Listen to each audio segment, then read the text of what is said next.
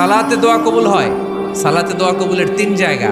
একটা হচ্ছে তাকবীরে তাহরিমার পরে আমরা সানা পড়ি না, আমরা তো একটা পড়ি। আল্লাহর হাবিব সুন্নাহ এবং নফল নামাজে আরো পড়তেন সানা, ওই দোয়া কবুল হয়। 2 নম্বর জায়গা সালাতে সেজদায় পড়ে দোয়া করলে কবুল হয়।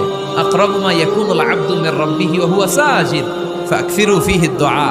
বান্দা যখন সেজদায় লুটিয়ে পড়ে বান্দা আল্লাহর সবচেয়ে কাছে চলে যায়। তা কিন্তু বিশ্বনবী বলে সেজদাটা তোমার রবের কুদরতি পায়ের উপরে পড়েছে।